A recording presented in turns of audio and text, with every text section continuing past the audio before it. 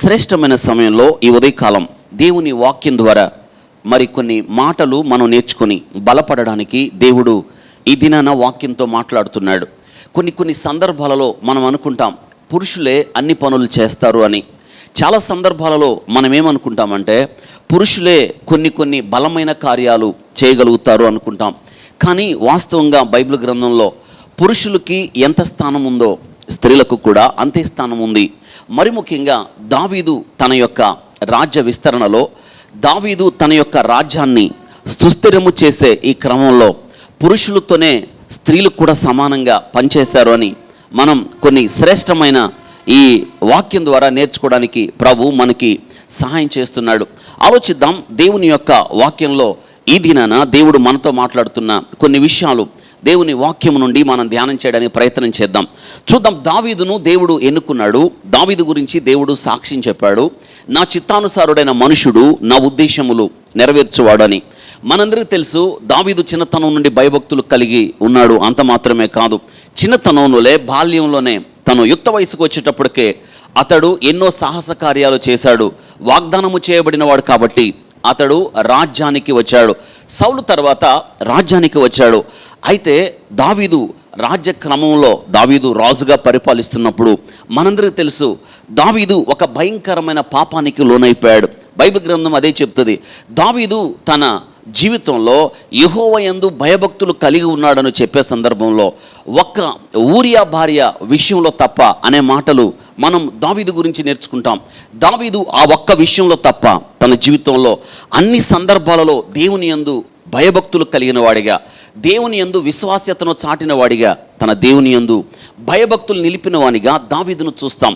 అయితే దావీదు ఆ పాపము ద్వారా దావీదు కోరి తెచ్చుకున్న కష్టాలు అన్నీ ఇన్ని కాదు. దావీదు అనుకున్నాడు ఎవరికి తెలియదులే, కప్పి పెడదాం అనుకున్నాడు. కానీ దేవుని ముందు ఏ పాపాన్ని కూడా కప్పి పెట్టడం సాధ్యం కాదని జ్ఞాపకం చేస్తున్నాను. ఎందుకంటే ఆయన కంటికి కనిపించని స్పష్టము ఏది కూడా లేదని జ్ఞాపకం చేస్తున్నాను. పాతాళం అగాధ కూపం దేవుని కనులకు తేటగా కనిపిస్తున్నప్పుడు నరుల హృదయం మరి తేటగా కనిపించదా? అవును, బైబిల్ గ్రంథం రాయబడింది. ప్రజల వరకు తెలియదనుకున్న దావీదు పాపాన్ని దేవుడు చూశాడు. నాతాను ప్రవక్తను పంపించాడు. నాతాను ప్రవక్త వచ్చాడు, ఆయనకి ఒక కథ చెప్పాడు. ఆ కథలు విన్న దావీదు ఉగ్ర రూపం ధరించాడు. దావీదుకు కోపం వచ్చింది. ధర్మశాస్త్రాన్ని ఎరిగిన దావీదు అంటున్నాడు నాతాను ప్రవక్తతో, ఒక్క మేకపిల్లకు బదులు 4 అన్నాడు. అయితే వెంటనే నాతాను అన్నాడు, ఆ మనుషుడివి నువ్వే అన్నాడు. అంతే.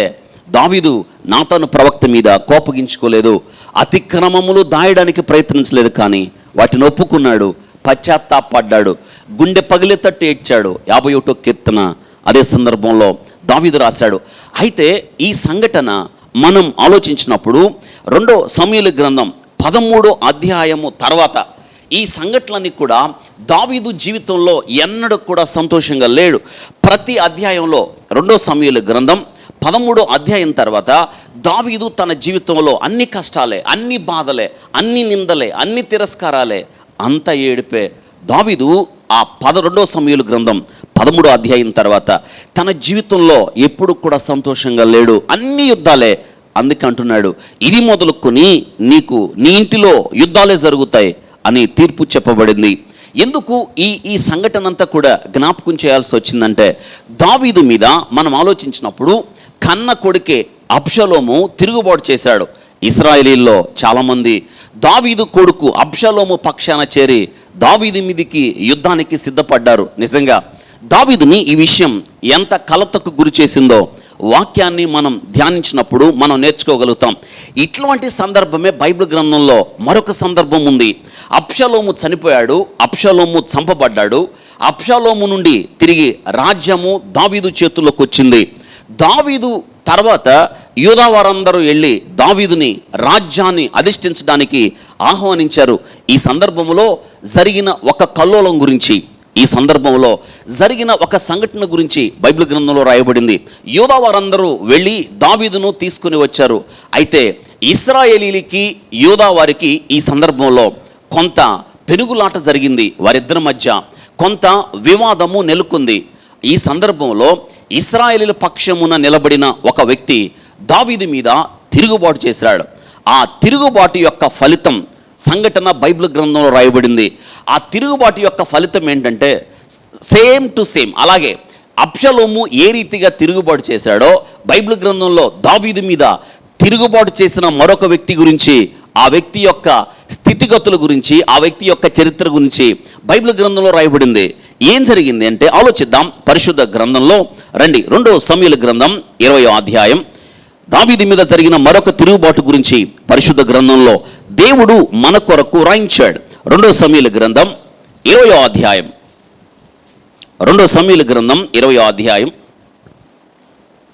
దావీదు చేసిన ఆ పని అతని ఇంటి వారికి సదాకాలం యుద్ధాలు కలుగుతాయని చెప్పిన తర్వాత దావీదు అనుభవించిన కీడు ఎంత పరిశుద్ధ గ్రంథంలో తేటగా రాయబడిందో మనం ఆలోచిద్దాం. 2 సమూయేలు గ్రంథం 20వ అధ్యాయం మొదటి 2 వచనాలు చదువుతున్నాను. బెన్యామీనీయుడు బిక్రీ కుమారుడైన షబయను పనికి మాలినవాడు ఒకడు అచ్చట ఉండెను. ఎవరంట? పనికి మాలినవాడు. అండర్లైన్, పనికి మాలినవాడు. అతడెవరంటే చూడండి, బెన్యామీనీయుడు అంట, బిక్రీ కుమారుడైన షబయ. బిక్రీ కుమారుడైన షబయ. అందరూ ఒకసారి చెప్పండి, ఎవరంట? బిక్రీ కుమారుడైన షబయ. బిక్రీ కుమారుడు. ఇతడు ఏ గోత్రానికి చెందినవాడు? బెన్యామీను గోత్రానికి చెందినవాడు. అంటే మనకు ఒక విషయం అర్థమవుతుంది. ఇశ్రాయేలీల మొట్టమొదటి రాజు ఏ గోత్రానికి చెందినవాడు? సౌలు.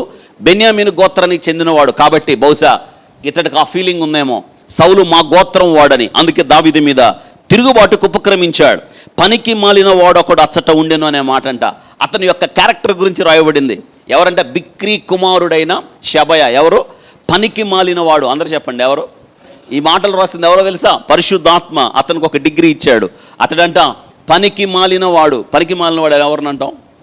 వేస్ట్ ఫెలో అంటాం మనం. చలో వేస్ట్ ఫెలో, ఉపయోగం లేదు, ఉపయోగం లేదు, వేస్ట్ ఫెలో. పనికి మాలిన వాడు అంటే సరైన పనులు చేసేవాడు కాదు, పిచ్చి పిచ్చి పనులు చేసేవాడు, ఉపయోగకరమైన పని చేసేవాడు కాదు, ప్రజలను చెడగొట్టువాడు. చూసారా? పరిశుద్ధాత్ముడు ఈ బిక్రీ కుమారుడైన షబయాను గురించి రాయబడింది. ఏంటంటే అతడంట పనికి మాలిన వాడు. ఎవరి దృష్టిలో తెలుసా? దేవుని దృష్టిలో పనికి మాలిన వాడని రాయబడింది. ఒకవేళ దేవుడి ఉదయ కాలం మన గురించి సాక్ష్యం చెప్పాలి అంటే మనం పనికొచ్చే వాళ్ళమా, పనికిరాని వాళ్ళమా? ఆలోచించండి. ఇప్పటిదాకా భక్తి జీవితాన్ని విశ్లేషించుకుంటే, ఇప్పటిదాకా భక్తి జీవితాన్ని మనల్ని మనం పరీక్షించుకుంటే మనం పనికొచ్చే వాళ్ళమా, పనికిరాని వాళ్ళమా? ఆలోచించండి. చాలాసార్లు మన జీవితాలు ఎవరికి పనికిరాని జీవితాలుగా, ఎవరికి ఉపయోగపడని జీవితాలుగా, ఎవరికి మేలు చేయని జీవితాలుగా, ఎవరికి ఆశీర్వాదకరం కాని జీవితాలుగా మన జీవితాలు ఉండిపోవడం నిజంగా ఎంత విచారకరమైన సంగతి ఆలోచించండి. చూడండి, ఉన్నతమైన గోత్రంలో పుట్టాడు. శ్రేష్టమైన గోత్రం అంటే సౌలు గోత్రంలో పుట్టాడు. బెన్యామీను చీల్చునట్టి తోడేలు పౌరుషానికి, ధైర్యానికి ప్రతీక గోత్రంలో పుట్టిన ఈ యొక్క బిక్రీ కుమారుడైన ఎవరంట? షబయ. ఎవరంట? అందరూ చెప్పండి. పనికి మాలినవాడు. అందరూ చెప్పండి, ఎవరంట? పనికి మాలినవాడు. పనికి మాలినవాడు. అందరూ చెప్పండి, ఎవరంట? పనికి మాలినవాడు. ఈ దినాన్ని నేను జ్ఞాపకం చేస్తున్నాను. పనికి మాలినవాడు అని బైబిల్ గ్రంథంలో రాయబడింది. చూద్దాం రండి. పనికి మాలినవాడు అచ్చట ఉండెను. అచ్చట ఈ వివాదం జరుగుతుంది, మనందరికీ తెలుసు. అబ్షలోము చనిపోయాడు, రాజ్యం తిరిగి దావీదు చేతుల్లోకి వచ్చింది. ఈ సమయంలో యూదా వారికి, ఇశ్రాయేలీల వారికి మధ్య ఏం జరుగుతుంది? ఒక వివాదం జరుగుతుంది, గొడవ జరుగుతుంది. వివాదం జరుగుతున్నప్పుడు, ఈ వివాదము జరుగుతున్నప్పుడు బిక్రీ కుమారుడైన షబయ అను పనికి మాలినవాడు అచ్చట ఉండెను. అచ్చట ఉన్నాడంట. ఏం జరిగిందో చూడండి. వాడు దావీదునందు మనకు భాగము లేదు. ఏమన్నాడంట? దావీదునందు మనకు భాగము లేదు, యెషయ కుమారుని యందు మనకు స్వాస్థ్యము ఎంత మాత్రమును లేదు. ఇశ్రాయేలు వారా, మీరందరూ మీ మీ గుడారములోనికి పొండని బాకావుది ప్రకటన చేయగా ఇశ్రాయేలులందరూ దావీదును విడిచి బిక్రీ కుమారుడైన షబయాను వెంబడించిరి. చూసారా? ఇతడంట చాటింపు వేశాడంట. ఏమనో తెలుసా? ఇదిగో ఇశ్రాయేలీలారా, వినండి, మనకు దావీదునందు మనకు భాగము లేదు, యెషయ కుమారుని యందు మనకు స్వాస్థ్యము ఎంత మాత్రము లేదు. అంటే అర్థం ఏంటో తెలుసా? మీరు దావీదును వెంబడించద్దు, దావీదు మనవాడు కాదు, దావీదును మనం ఎంత మాత్రం వెంబడించవలసిన అవసరం లేదు, అనుసరించవలసిన అవసరం లేదు, దావీదునందు మనకు స్వాస్థ్యం ఎంత మాత్రం లేదు అనంట. ఈ యొక్క బిక్రీ కుమారుడైన షబయాను పనికి మాలినవాడు ఇశ్రాయేలీలకు చాటింపు వేయగా ఇశ్రాయేలీలందరూ అంటున్నాడు, మీ గుడారాల్లోకి వెళ్ళిపోండి, దావీదును వెంబడించద్దు అంటే వీరంట బిక్రీ కుమారుడైన షబయ అనే పనికి మాలిన వాడు చెప్పిన మాట విని గుడారాల్లోకి వెళ్ళిపోయారు. అంటే అర్థం ఏంటి? ఇంతకుముందు వీరు ఎవరిని వెంబడించారు? అబ్షలోమును వెంబడించారు. ఇప్పుడు మళ్ళీ దావీదును వెంబడించే మనసు వీరికి లేదు, తిరిగి పనికి మాలిన వాడిని వెంబడిస్తున్నారని బైబిల్ గ్రంథంలో రాయబడింది. ఆలోచించండి, నిజంగా ఎంత చంచలమైన మనసు అనుకోవాలి. వీరికి నిలకడ లేదు, భక్తి జీవితంలో నిలకడ లేదు. నేటి దినాన జ్ఞాపకం చేస్తున్నాను, మనం కూడా అంతే. ఈ వాక్యం ద్వారా జ్ఞాపకం చేసుకోవాల్సిన మరొక విషయం, మనకు కూడా చంచలమైన మనస్సు, మందు కూడా నిలకడ లేదు. భక్తిలో, విశ్వాసంలో, ప్రార్థనలో, పరిశుద్ధతను కాపాడుకునే విషయంలో మన జీవితాల్లో ఏమీ లేదు అంటే నిలకడ లేదనే జ్ఞాపకం చేస్తున్నాను. చూడండి, వీరు బిక్రీ కుమారుడు అయిన షబయ చెప్పిన మాటలు విని దావీదును వెంబడించడం మానేశారు. అంటే ఒక మాట నేను జ్ఞాపకం చేస్తున్నాను, అంటే వీరికి దావీదును వెంబడించడం ఎంత మాత్రం ఇష్టం లేదు. నేటి దిన జ్ఞాపకం చేస్తున్నాను, మనం కూడా నువ్వు ఎవరిని వెంబడిస్తున్నావు? దావీదుకి పోలిన క్రీస్తుని వెంబడిస్తున్నావా? లేదా పనికిమాలిన వాడు నీ జీవితాన్ని నాశనము చేయు అపవాదిని వెంబడిస్తున్నావా? నేటి దినాన ఇవే కాలం పరీక్షించుకోవాల్సిన ఆవశ్యకత మన మీద ఉంది. అయితే ఈ సందర్భంలో ఇశ్రాయేలీయులు చాలామంది చూసారా, గుడారాల్లోకి వెళ్ళిపోయారని బైబిల్ గ్రంథం రాయబడింది. గుడారముల్లోకి, ఎవరు గుడారంలోకి వెళ్ళిపోయారు అంటే వీరు దావీదును వెంబడించడం వీరికి ఇష్టం లేదు. ఎవరి మాటలు విన్నారు వీళ్ళంతా? పనికి మాలిన షబయ, బిక్రీ కుమారుడైన షబయ అనే మాటలు. షబయ అనే మాటకు అండర్లైన్ చేసి దాని అర్థం రాసుకోండి. ప్రామిస్, వాగ్దానము. షబా అనగా అర్థం ఏంటంటే వాగ్దానము. బిక్రీ అండర్లైన్, దానిపైన కూడా ఫస్ట్ బోర్న్, ప్రథమ సంతానము అని రాసుకోండి. ప్రథమ సంతానము, మొదట పుట్టినవాడు బిక్రీ, ఫస్ట్ బోర్న్. షబయ అనగా అండర్లైన్, దాని అర్థం ప్రామిస్.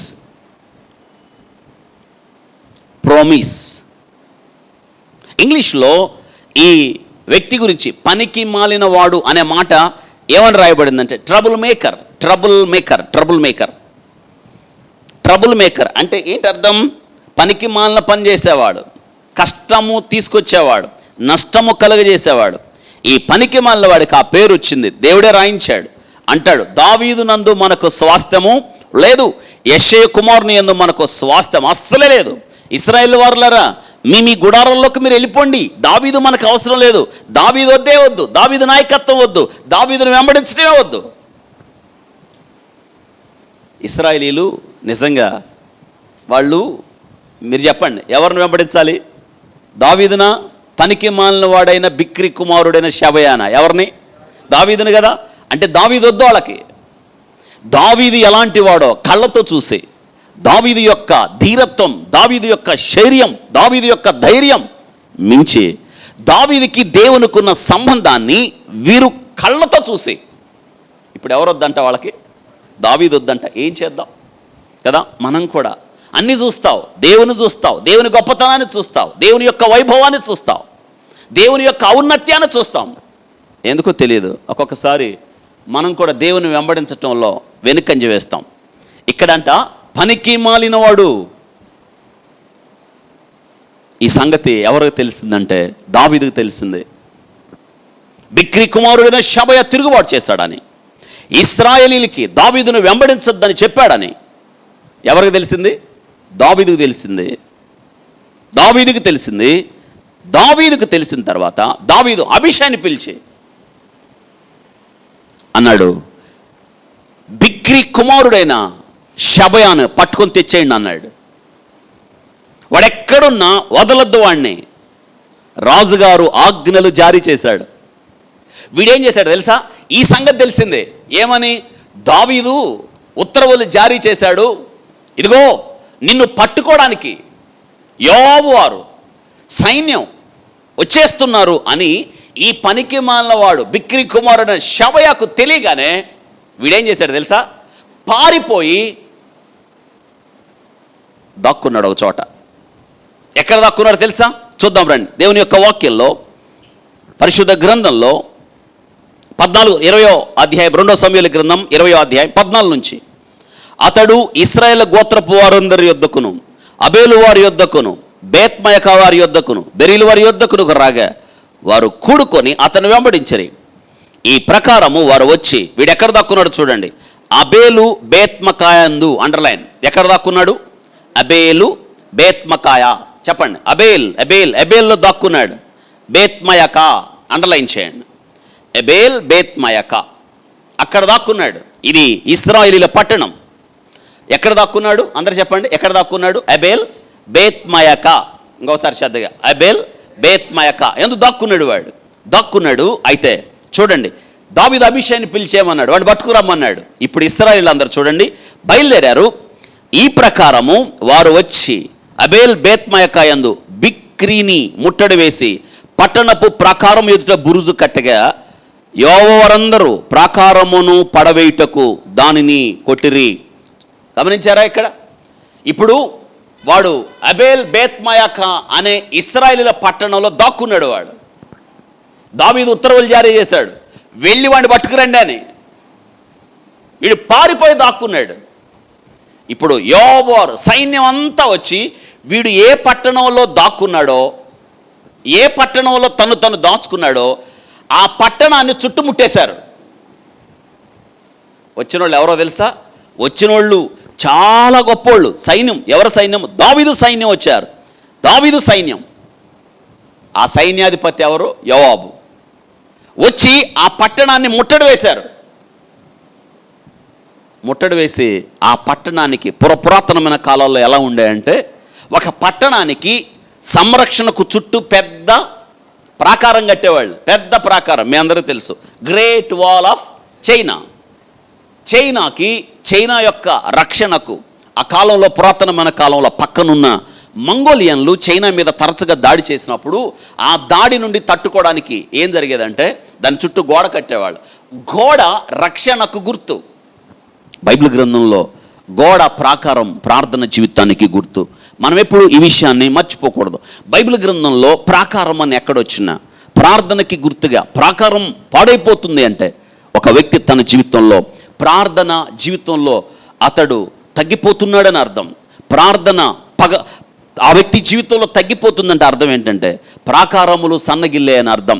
ప్రాకారములు పగుళ్ళు రాకుండా ప్రాకారాన్ని దిట్టపరచుకోవడానికి మనందరం సిద్ధపడాలి. నేటి దినాన జ్ఞాపకం చేస్తున్నాను.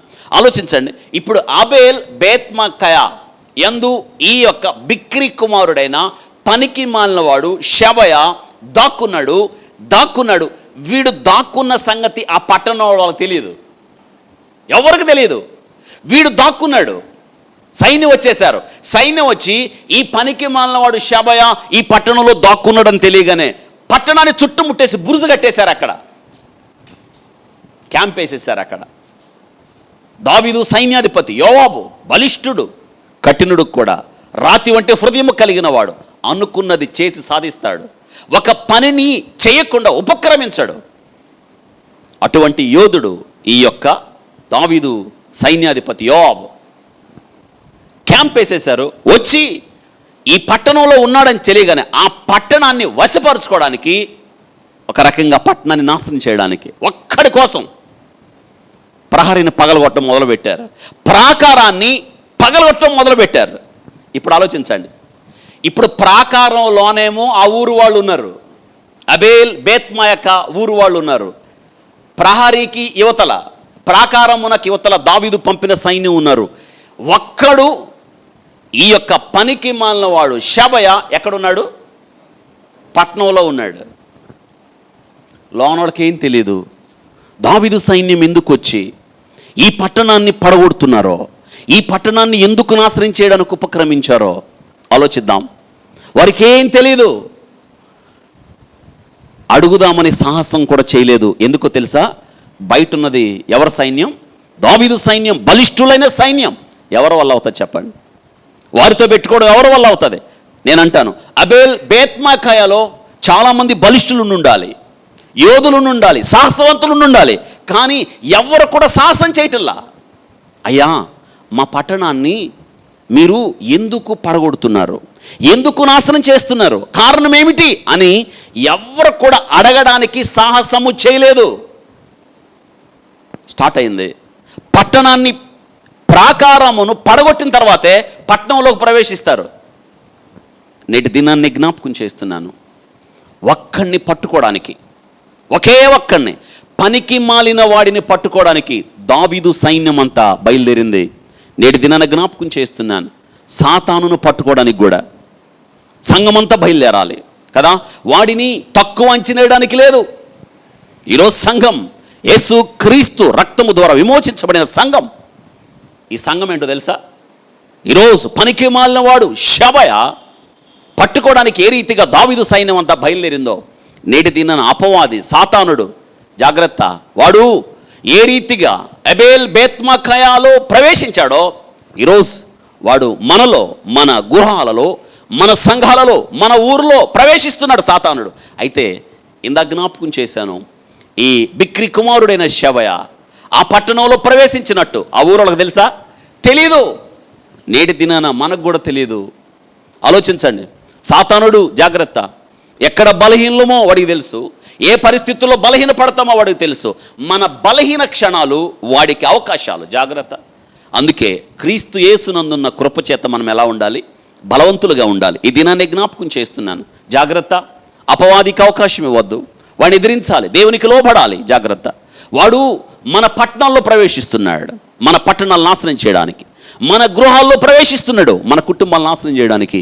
మన జీవితాల్లో ప్రవేశిస్తున్నాడు, దేవునితో మనకున్న సంబంధాన్ని చెడగొట్టి వ్యక్తిగతంగా మన జీవితాల నాశనానికి నడిపించడానికి. అందుకే జాగ్రత్త. చూసారా, ఒక్క పనికి మాలిన వాడిని పట్టుకోవడానికి, ఒక్క పనికి మాలిన వాడు చేసిన తిరుగుబాటు మూలంగా పట్టణం మొత్తానికి నాశనం అయింది. ఇప్పుడు యోబు వారు అబేల్ బేత్మఖాయికి వచ్చి ఆ పట్టణాన్ని పట్టుకోవడానికి, ప్రాకారాన్ని పడగొట్టడానికి ప్రారంభించారు.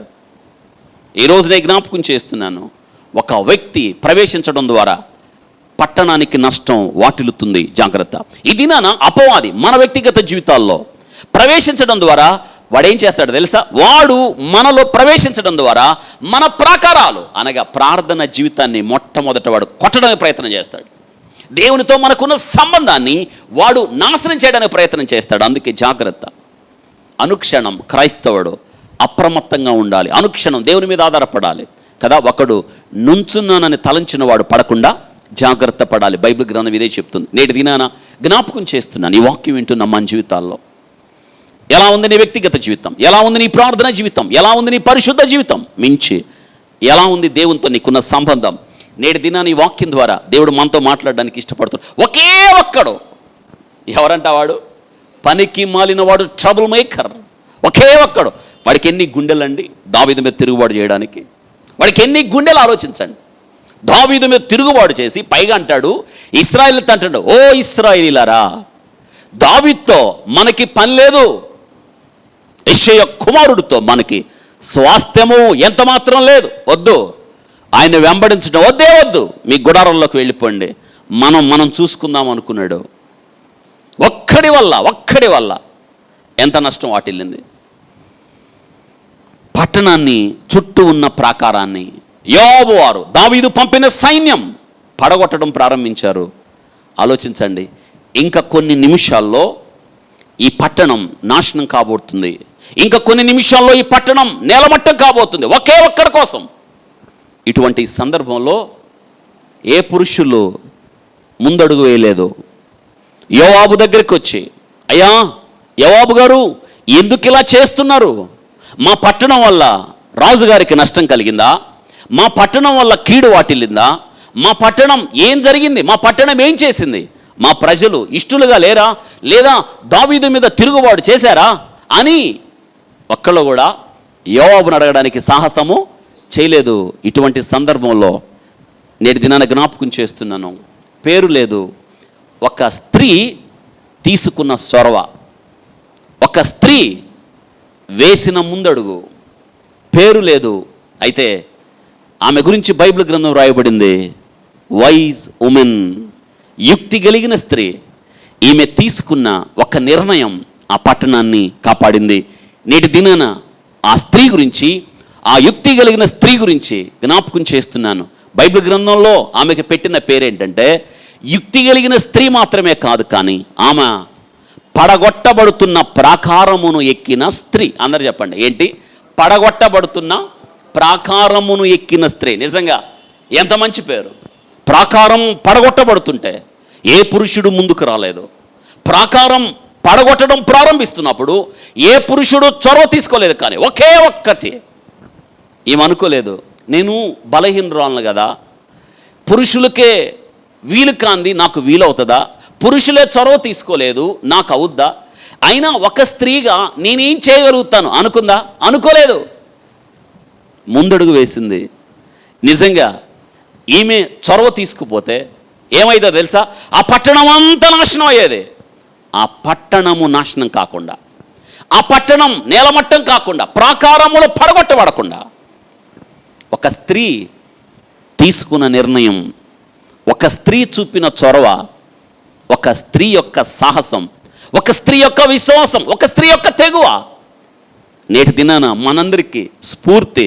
పేరు లేదు, అందుకే ఇంకొక ఒక పేరు పెట్టుకుందాం. ఏంటో తెలుసా? ప్రాకారము నెక్కిన స్త్రీ. ఆ పేరు రాసుకోండి.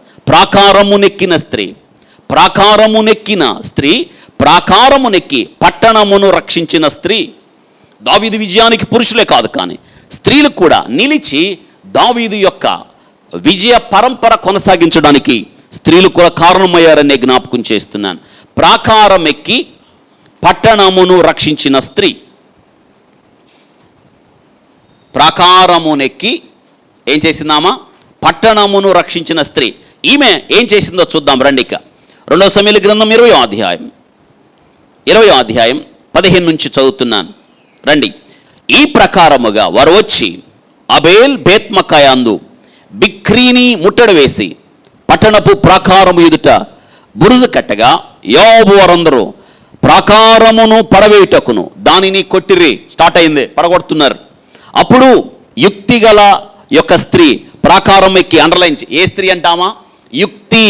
ఇంగ్లీష్లో ఏముందంటే వాయిస్, జ్ఞానము కలిగిన స్త్రీ. చూడండి, ఆమె ఏం చేసిందంట? యుక్తిగల యొక్క స్త్రీ ప్రాకారము నెక్కింది. ఒక్కసారి ఆలోచించండి, ఆ సంఘటనను మన కళ్ళ ముందు మనం ఊహించినప్పుడు ఒక స్త్రీ, సహజంగా ఎవరు ఎక్కాలి ప్రాకారం? పురుషులు ఎక్కాలి. ఆ ఊరిలో పురుషులు లేరా? ఉన్నారు, కానీ ఎవరు అడుగు ముందు వేయలేదు. నిజంగా ఒక స్త్రీ ప్రాకారము నెక్కింది అంటే ఇక్కడ విచిత్రం ఏంటంటే ఎంత కష్టపడి ఉంటుందో ఆలోచించండి. మెట్లుంటే త్వరగా మెట్లు ఎక్కలేదామా? పడగొట్టబడుతున్న ప్రాకారం, కూలిపోతున్న ప్రాకారం ఎక్కింది. నేనంటాను, కూలిపోతున్న ప్రాకారానికి అడ్డు నిలిచింది స్త్రీ. నేటి దినాన్ని జ్ఞాపకం చేస్తున్నాను. ఒక స్త్రీ అంత తెగు చూపించినప్పుడు భక్తి జీవితంలో ఇన్ని సంవత్సరాల్లో నువ్వెంత బలం కలిగి ఉన్నావు ఆలోచించు. విశ్వాస జీవితంలో నువ్వెంత బలం కలిగి ఉన్నావు ఆలోచించు కదా. నువ్వు నిలబడుతున్నావా? పడిపోతున్న ప్రాకారానికి అపవాది కూలగొడుతున్నాడు కుటుంబాన్ని, అడ్డు నిలబడుతున్నావా? అపవాది కూలగొడుతున్నాడు సంఘాన్ని, అడ్డు నిలబడుతున్నావా? అపవాది కూలగొడుతున్నాడు నీ బిడ్డల జీవితాన్ని, అడ్డుపడుతున్నావు. ఒక తల్లిగా, ఒక స్త్రీగా, ఒక తండ్రిగా బాధ్యత కలిగిన నీ ఒక కుటుంబానికి యజమానుడిగా. వండర్ఫుల్, అద్భుతం. ఈ స్త్రీ ఏమెక్కిందంట? ప్రాకారం ఎక్కింది. కాబట్టి ఏం పేరు పెట్టాలి ఈమెకి? ప్రాకారము నెక్కిన స్త్రీ. నేనంటాను, ప్రాకారము నెక్కి పట్టణమును రక్షించిన స్త్రీ. అందరు చెప్పండి, ప్రాకారము నెక్కి పట్టణమును రక్షించిన స్త్రీ. ఏం చూద్దాం చూడండి. ఆమె ప్రాకారమును ఎక్కిందంట. అప్పుడు, ఎప్పుడు? ఇంగ్లీష్లో బైబిల్ గ్రంథంలో చక్కగా రాయబడి, అప్పుడు అంటే ఎప్పుడు? సంఘటన జరుగుతున్నప్పుడు కదా. ఎప్పుడు ఆమె కార్యరంగములోకి దిగాలో అప్పుడు. ఈరోజు నేను జ్ఞాపకం చేస్తున్నాను. సందర్భం చూసారా? ఏ సందర్భంలో ఆమె అవసరమైందో అప్పుడు. ఇటువంటి వివాదము జరిగిన స్థలంలో, ఇటువంటి కష్టకాలం సంభవించినప్పుడు ఆలోచించండి. ప్రాకారములు కూలిపోతే ఇంకా కొన్ని నిమిషాల్లో, ఇంకా కొన్ని గంటల్లో, లేదా ఒకవేళ ప్రాకారం కూలిపోతున్నప్పుడు తద్వారా ఏమవుతుందంటే తన పట్టణం నాశనం అవుతుంది. అప్పుడు ఈరోజు నేను జ్ఞాపకం చేస్తున్నాను. అప్పుడు ఈ దినాన నిజంగా మన దేశం ఎంత కష్టకాలంలో ఉందో మనందరికీ తెలుసు. సరైన సమయం మనం మన ప్రాకారాన్ని దిట్టపరచుకోవడం, మన ప్రాకారాన్ని పటిష్టపరచుకోవడం. ఈరోజు వాక్యంలో నేను జ్ఞాపకం చేస్తున్నాను. ఆలోచించండి. అవును, మనం ప్రాకారాన్ని దిట్టపరచుకోవాలని జ్ఞాపకం చేస్తున్నాను. హెజ్కేలు గ్రంథం 22వ అధ్యాయం రండి చూద్దాం. ఒక మాట మనం చదువుకుందాం. హెజ్కేలు గ్రంథం 22వ అధ్యాయంలో ఏమని వ్రాయబడిందో చూడండి. మన ప్రాకారాలు ఏమయ్యాయో, మన ప్రాకారాల గురించి దేవుడు ఏం మాట్లాడడానికి ఇష్టపడ్డాడో. 22వ అధ్యాయం ఒక మాట మనం అక్కడ అండర్లైన్ చేసుకుని మళ్ళీ వెనక్కి వద్దాం. 22వ అధ్యాయం 30-31 వచనాలు చదువుకుందాం. నేను దేశమును పాడు చేయకుండానట్లు ప్రాకారమును దిట్టపరుచుటకును బ్రద్దలైన సందుల్లో నిలుచుటకును తగిన వాడెవడని నేను ఎంత విచారించినను ఒకడైనను కనబడలేదు. నిజంగా పట్టణం సంగతి అలాగే ఉంది. పురుషులున్నారు, సాహసవంతులున్నారు, వీరులున్నారు, శూరులున్నారు, బలవంతులున్నారు, పురుషులున్నారు. ఒక్కడ కూడా ఏమెక్కలేదంట, ప్రాకారం ఎక్కడానికి సాహసం చేయలేదు. కావున నేను నా క్రోధమును వారి మీద కుమ్మరింతును, వారి ప్రవర్తన ఫలమును వారి మీదకి రప్పించి నా ఉగ్రతాగ్ని చేత వారిని దహింతును. ఇదే ప్రభువైన యెహోవా వాక్కు. గమనించారా ఇక్కడ? నేను దేశమును పాడు చేయకున్నట్లు ప్రాకారమును దిట్టపరచుటకు బ్రద్దలైన సందులో నిలుచుటకు తగినవాడు. ఈమె తగినది ప్రాకారమును దిట్టపరచడానికి. ఓ పక్క కూలిపోతున్నాయి, ప్రాకారం ఎక్కింది. ఆలోచించండి, దేశమును పాడు చేసే సమయమైంది. దేవుని ఉగ్రత, కోపాగ్ని దేశం మీద కుమ్మరించే సమయమైంది. మన పరిస్థితి ఎలా ఉందో ఆలోచించండి. నేనంటాను, ఆలోచించండి. ఇది సరైన సమయం. ఏ రీతిగా ప్రాకారమును ఎక్కడానికి సాహసము చేసిందో ఇది మనందరం కూడా తీసుకోవాల్సిన నిర్ణయం. భారతదేశం భయంకరమైన నాశనానికి వెళ్ళకముందే, భారతదేశం మీద దేవుడు కోపాగ్ని కుమ్మరించకముందే కదా, ఆలోచించండి. మనం ఏ రీతిగా ఈ స్త్రీ ప్రాకారమునెక్కి కదా, బద్దలవుతున్న ప్రాకారమునెక్కిందో, కూలిపోతున్న ప్రాకారానికి అడ్డు నిలబడిందో, ఏ రీతిగా అడ్డు నిలబడడానికి సాహసం చూయించిందో నేనంటాను. ఇది మన యొక్క బాధ్యత. ఇది సాతానుడు ప్రాకారాలు, రక్షణ లేకుండా సాతానుడు జొరబడిపోయాడు. వాడి వల్ల నాశనము తటస్థించిన వేళ, సంభవించిన వేళ ఆలోచించండి. మనం ఏం చేయాలో తెలుసా? ప్రాకారాన్ని దిట్టపరచడానికి ఏ రీతిగా ఈమె ప్రాకారమును ఎక్కిందో మనం ఆ పని చేయాలి. చూద్దాం రండి, ఆమె ఏం చేసిందో. ప్రాకారమును పడవేయడం సిద్ధంగా ఉంది. అప్పుడు యుక్తి గల ఒక స్త్రీ ప్రాకారమునెక్కి ఎక్కింది. చూడండి ఏమంటుందామా? ఓహో ఆలకించుడే. ఏమంటుంది? అందరు చెప్పండి, ఏమంటుందామా? ఓహో ఇదిగో ఆలకించండి అంటే చిన్నగా చెప్పు ఉంటుందా, పెద్దగా చెప్పు ఉంటుందా? పెద్దగా చెప్పు ఉండాలి. నిజంగా ఆలోచించండి. ఇప్పుడు ఈమె ప్రాకారం ఎక్కింది. ఈ ప్రాకారం ఏ ప్రాకారం అనుకోవాలి మనం? పడగొట్టబడుతున్న ప్రాకారం. ఇప్పుడు ఈమె ప్రాకారం ఎక్కింది. ఎక్కింది ఎవరో? బలవంతురాలు కాదు. బైబిల్ గ్రంథంలో స్త్రీ మిక్కిలి బలహీన ఘట్టం. ఎక్కి ఈమె ప్రాకారం మీద నిలబడింది. ఇటుపక్కేమో తన పట్టణం ఉంది, ఇటుపక్కేమో యోవాబు సైన్యం, దావీదు సైన్యం ఉంది.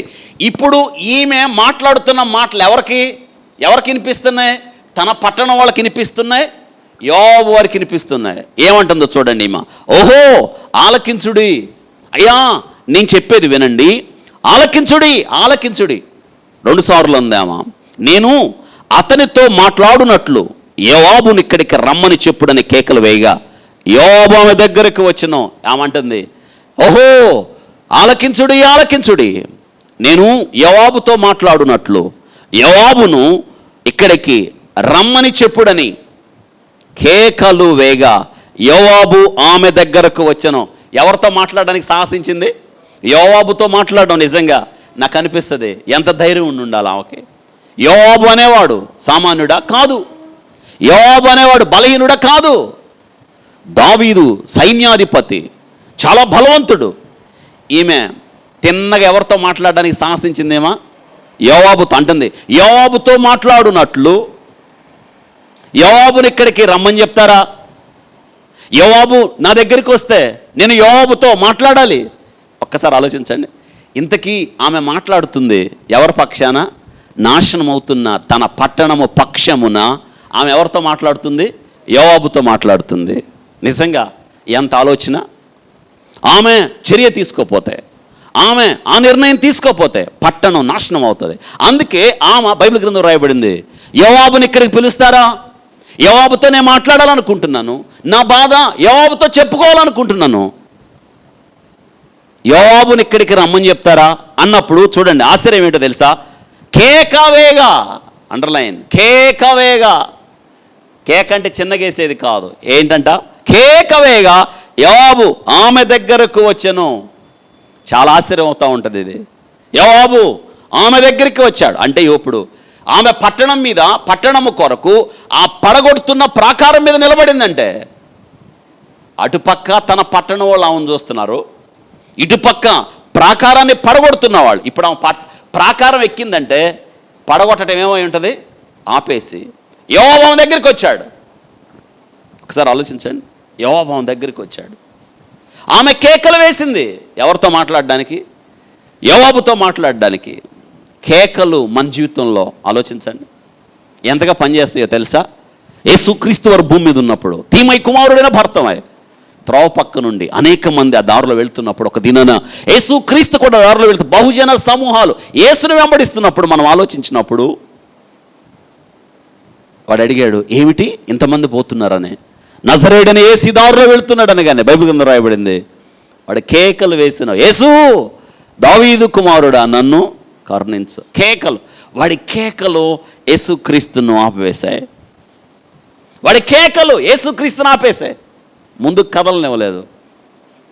యేసు ఆగి చూసారా, ఇదినా ఈమె కేకలు.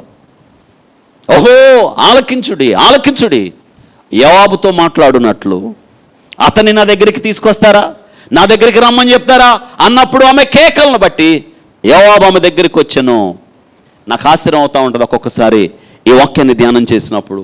అంత బలవంతుడైన యోవాబు, అంత గొప్పవాడైన యోవాబు, దావీదు సైన్యాధిపతి అయిన యోవాబు ఒక స్త్రీ కేకలు విని సహజంగా ఏమనాలి?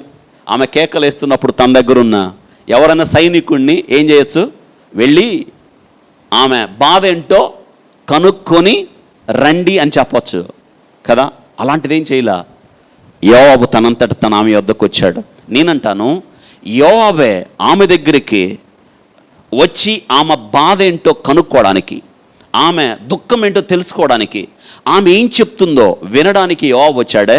మరి అలాంటప్పుడు నువ్వు కేకలు వేసినప్పుడు నీ బిడ్డల కోసం, నీ కుటుంబం కోసం, నీ సంఘము కోసం, నీ ఊరు కోసం మించి ఆధ్యాత్మిక నీ నేత్రాలు తెరవబడ్డం కోసం నిజంగా నువ్వు కేకలు వేస్తే దేవుడు వినడా? వింటాడు. దేవుడే వస్తాడు నీ దగ్గరికి. నీ ప్రతి పరిస్థితి నుండి విడుదల విమోచన ఇవ్వడానికి దేవుడి దినాన్ని వాక్యం ద్వారా నీతో మాట్లాడుతున్నాడు. నువ్వే పరిస్థితుల్లో ఉన్నా ఆలస్యం చేయకండి. ఇదిగో ఆలస్యం చేస్తే ఈ పట్టణం నాశనం అయిపోతుంది. ఆలస్యం చేస్తే ప్రాకారం పడగొడుతుంది. అందుకే ప్రాకారం పడగొట్టక ముందే, ఒక్కొక్కసారి ప్రాకారం నేలమట్టమైతే ఒకసారి ఆలోచించ, తిరిగి కట్టడం సాధ్యమంటారా? కాదు. జాగ్రత్త. ప్రాకారము పగుళ్ళు వచ్చినప్పుడే, దేవునితో సంబంధం సల్లగిలినప్పుడే, పరిశుద్ధత లోపిస్తున్నప్పుడే, భక్తి జీవితంలో వెనకంజ వేస్తున్నప్పుడే నేనంటాను, ఆలస్యం చేయకండి. ఇది మిక్కిలి అనుకూల సమయం.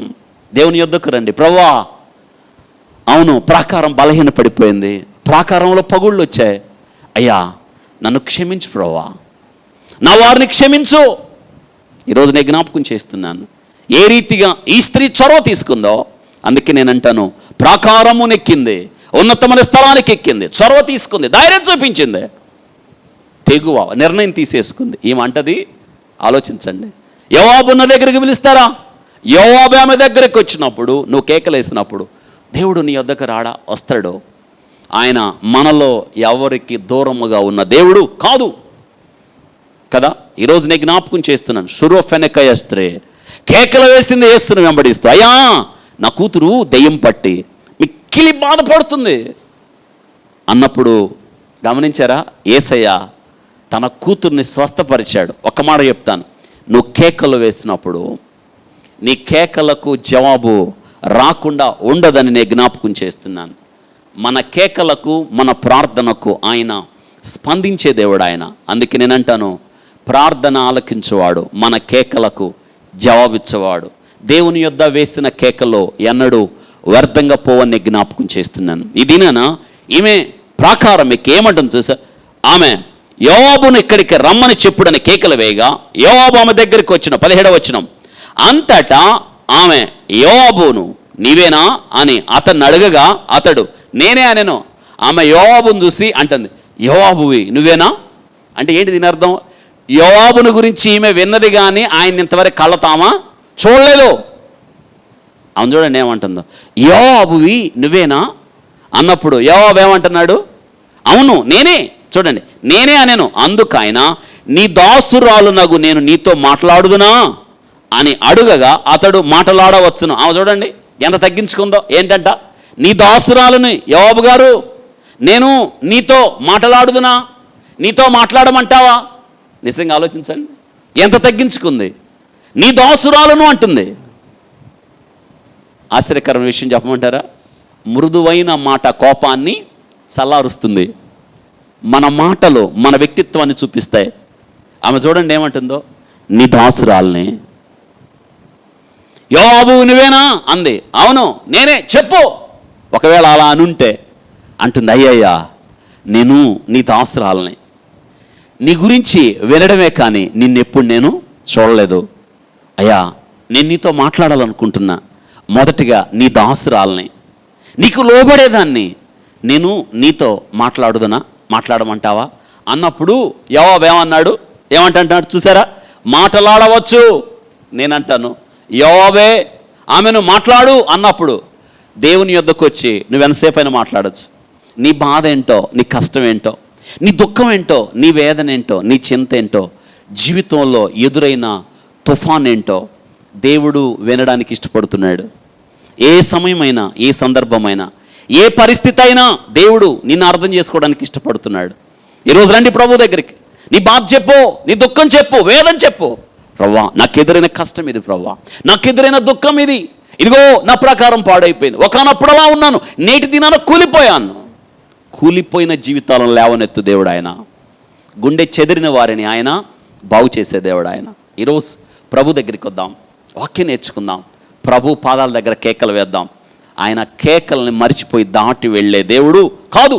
ఇది నా జ్ఞాపకం చేస్తున్నాను. నీ దాసురాలునగు నేను నీతో మాట్లాడుతున్నాను అడిగి అతడు మాట్లాడవచ్చును. 18వ వచనం, అంతటా ఆమె పూర్వకాలమున్న జనులు అబేలునందు సంగతి విచారింపవలనని చెప్పుట కద్దు. పూర్వకాలపు సంగతి జ్ఞాపకం చేస్తుంది. ఏంటంట? పూర్వకాలం అంటదామా. అంతటా ఆమె పూర్వకాలమున్న జనులు అబేలు సంగతి విచారింపవలనని చెప్పుట కద్దు. అయ్యా యోవాబు గారు నీకు ఈ సంగతి తెలుసా? ఇది అబేలు పట్టణం కదా. ఈ పట్టణము సంగతి పూర్వకాలం నుంచి చరిత్రలో ఉంది. పూర్వకాలమున సామెతగా చెప్తారు. నీకు తెలీదా? నీకు తెలుసు కదా. పూర్వకాలమునందు అబేలు సంగతి విచారింపవలనని చెప్పుట కద్దు, అలాగున చేసే కార్యములు ముగించుచు వచ్చిరి. దీని సంగతి మనకు ముందు జీవించిన చరిత్రకారులు ఎంతోమంది తెలుసు. దీని విషయం విచారించారు అని 19వ వచనం, నేను ఇశ్రాయేలు నందు నిమ్మళస్తుల్లోనూ యథార్థవంతుల్లోనూ చేరికైన దానను. అండర్లైన్, ఈ మాటలు వెరీ ఇంపార్టెంట్, చాలా ప్రాముఖ్యం. ఆమె తన గురించి తను సాక్ష్యం చెప్పుకుంటుంది. నేను ఇశ్రాయేలు నందు అంటే అర్థం ఏంటి? నేను ఇశ్రాయేలీరాలను, నిమ్మళస్తులలోను యథార్థవంతులలోను చేరికైన దానను. అయ్యా నేను ఎవరిలో చేరాను తెలుసా? ఎవరిలో చేరిందంట? నిమ్మళస్తులలో, తర్వాత యథార్థవంతులలో. అందరు చెప్పండి, ఎవరెవరిలో? నిమ్మళస్తులలో, యథార్థవంతుల్లో. ఇక్కడ 3 క్యారెక్టర్స్ చెప్తుందామా. నేను ఇశ్రాయేలీయురాలను అంటుంది, తర్వాత నిమ్మళస్తురాలను అంటుంది, తర్వాత యథార్థవంతుల్లో చేరికైన దానను. అంటే అర్థం ఏంటి? నేను ఎవరిలో చేరాను తెలుసా? ఎవరిలో నా సాంగత్యం ఉందో తెలుసా? నేను ఇశ్రాయేలీయురాలను. రెండోది, నేను ఎవరిని? నిమ్మళస్తురాలను. అంత మాత్రమే కాదు, నేను ఎవరిని? యథార్థవంతురాల్లో చేరికైన దానను. ఇశ్రాయేలీయుల పట్టణంలో ప్రధానమగు ఒక పట్టణమును లయము చేయవలనని నీవు ఉద్దేశించుతున్నావు. యోవాబు గారు, ఈ యొక్క ఏబేల్ యొక్క పట్టణం చాలా ప్రాముఖ్యమైన పట్టణం కదా, నువ్వెందుకు నాశనం చేయడానికి ఉపక్రమించావు అని అడుగుతుంది. యెహోవా స్వాస్థ్యమును నువ్వెందుకు నిర్మూలము చేయదుమని చెప్పగా యోవాబు, నిర్మూలము చేయను, లయపరచను, అలాగున చేయను. నువ్వెందుకయ్యా నాశనం చేయడానికి ఉపక్రమించావు? ఈ పట్టణం ఏం చేసిందో నీకు తెలుసా? పూర్వకాలం ముందు జీవించిన వారు ఇదిగో ఈ పట్టణమును గురించి విచారించారు, వారు ఏం చేయలేదు అని అన్నప్పుడు యోవాబు అంటున్నాడు, నిర్మూలము చేయను, లయపరచను, అలాగున చేయను. సంగతి అది కానే కాదు. 20వ వచనం ఇప్పుడు విషయం చెప్తున్నాడు. ఏమన్నా తెలుసా? 21వ వచనంలో చెప్తున్నాడు చూడండి. బిక్రీ కుమారుడగు షెబాను ఎఫ్రాయిపు మన్యపు వాడు ఒకడు రాజైన దావీదు మీద ద్రోహం చేసి ఉన్నాడు. దీన్ని బట్టి ఒక విషయం అర్థమైంది. ఆ పట్టణం వాళ్ళకి ఈ బిక్రీ కుమారుడైన షెబయ ఏం చేశాడో వాళ్ళకి తెలీదు, ఆ పట్టణంలో దాక్కున్నాడన్న సంగతి వాళ్ళకి తెలీదు. అదన్నమాట విషయం. ఇప్పుడు యోవాబు చెప్తున్నాడు, విషయం అది కాదు, ఈ పట్టణాన్ని మా అంతటా మేము నాశనం చేయడానికి రాలేదు. విషయం ఏమిటో తెలుసా? బిక్రీ కుమారుడైన షబయ దావీదు మీద తిరుగుబాటు చేశాడు, రాజుగారి మీద తిరుగుబాటు చేశాడు. తిరుగుబాటు చేసి ఏం చేశాడో చూడండి. ఒకడు రాజైన దావీదుకు ద్రోహము చేసి ఉన్నాడు, మీరు వానిని మాత్రం అప్పగించుడే, తోడనే నేను ఈ పట్టణం విడిచిపోదు అని చెప్పగా, ఇప్పుడు విషయం చెప్పాడు ఆయన. ఇదిగో ఆ స్త్రీతో, పడగొడుతున్న ప్రాకారము నెక్కిన స్త్రీతో యోవాబు అంటున్నాడు, వాడిని మాత్రం మీరు అప్పగిస్తే మేము ఈ పట్టణానికి కీడు చెయ్యం, ఈ పట్టణం యొక్క ప్రాకారాన్ని మేము పడగొట్టాం, వాడిని మాత్రం మీరు అప్పగించండి. యోవాబు ఎవరిని కోరుకుంటున్నాడు? ఎవరైతే దావీదుకు ద్రోహం చేశాడో, రాజు మీద ఎవరైతే తిరుగుబాటు చేశారో అంటున్నాడు, వాడిని మీరు అప్పగించండి. వాడిని అప్పగిస్తే అని ఆమెకు చెప్పినప్పుడు ఏం జరిగిందో చూడండి. వానిని మాత్రం అప్పగించుడి, తోడనే ఈ పట్టణం విడిచిపోదునని చెప్పగా, ఆమె యోవాబుతో చిత్తము వాని తల ప్రాకారము పైనుండి పడవేయబడుదునని చెప్పిపోయి, అబ్బా ఏంటంట, వాడి తల ప్రాకారము నుండి బయటికి విసిరేస్తా. ఎంత సాహసం! ఒక ఆడ మనిషి, ఒక్క స్త్రీ, పురుషులు ఎవరో చొరవ తీసుకోపోతే పట్టణాన్ని కాపాడడానికి పడగొడుతున్న ప్రాకారం ఎక్కామంటది. ఎప్పుడైతే యోవాబు చెప్పాడో, బిక్రీ కుమారుని షబయ దావీదుకు ద్రోహం చేశాడు, రాజుగారికి కీడు చేశాడు, వాడు మీ పట్టణంలో ఉన్నాడు, వాణ్ణి మీరు నాకు అప్పగిస్తే ఈ పట్టణానికి నేనేం చేయనన్నప్పుడు ఆమంటది, వాడి తల ప్రాకారమునకు అవతల విసిరివేస్తా. ఆలోచించండి. యోవాబుతో చిత్తగించము, వాని తల ప్రాకారం పై నుండి పడవేయబడుదని చెప్పిపోయి 22వ వచనం, తాను యోవాబుతో పలికిన యుక్తిగల మాటలను జనులందరికీ తెలియజేయగా. ఇప్పుడు చెప్తుంది, యోవాబుతో ఏ మాటలు పలికిందంట? యుక్తిగల మాటలు, జ్ఞానం కలిగిన మాటలు, పట్టణాన్ని కాపాడే మాటలు, యోవాబు యొక్క కోపమును చల్లార్చే మాటలు, మృదువైన మాటలు, పట్టణాన్ని ఇక సంరక్షించే మాటలు, యుక్తిగల మాటలు. ఆ మాటలు వచ్చి ఆ పట్టణం వాళ్ళతో చెప్పింది. ఏమని చెప్పిందో చూడండి. యుక్తిగల మాటలు జనులందరికీ తెలియజేయగా, వాళ్ళందరూ చూడండి, వారు బిక్రీ కుమారుడు షబయ యొక్క తలను ఛేదించి యోవాబు దగ్గర దాన్ని పడవేసిరి. ఆమె చెప్పిన మాటలు ఆ పట్టణములో ఉన్న వాళ్ళందరికీ సమ్మతయిందా లేదా? ఏం చెప్పుంటుంది చెప్పండి? ఏం చెప్పుంటుంది? ఈరోజు వినండి, నేను ప్రాకారం ఎక్కినప్పుడు సంగతి ఏంటో తెలుసా? మన పట్టణంలో రాజుగారికి ద్రోహము చేసిన బిక్రీ కుమారుడైన షబయ ఉన్నాడంట. వాడి వల్ల మనకు నాశనం అంట. వాడు దావీదుకు ద్రోహం చేశాడంట, దావీదు మీద తిరుగుబాటు చేశాడంట. అందుకే మనకు నాశనం అయింది. ఇదిగో మన పట్టణంలో దాక్కున్నాడని పట్టణం వాళ్ళందరికీ చెప్పగానే వాళ్ళందరూ ఈమె సలహా ఇచ్చి ఉంటుంది, మనం కాపాడబడాలి అంటే, మన పట్టణం కాపాడబడాలంటే మనం ఓ పని చేయాలి. ఏంటో తెలుసా? బిక్రీ కుమారుడైన షబయ తలను ఏం చేయాలి? ఛేదించి యోవాబు కాళ్ళ దగ్గర పడేయాలి. ఆలోచించుకోండి, మన పట్టణం క్షేమంగా ఉండడం మంచిదా, బిక్రీ కుమారుడైన షబయను తల తీసేయడం మంచిదా అన్నప్పుడు అందరూ ఒకే తాటి మీదకి వచ్చారు. అవును, మన పట్టణాన్ని మనం కాపాడుకుందాం. బిక్రీ కుమారుడైన షబయ తలను అందరు వెతకడం ప్రారంభించారు. బిక్రీ కుమారుడైన షబయ దొరికాడు. తల తీసేశారు. తల పట్టుకొని ఎవరి కాళ్ళ దగ్గర పడేశారు? యోవాబు కాళ్ళ దగ్గర పడేశారు. ఏం జరిగిందో చూడండి.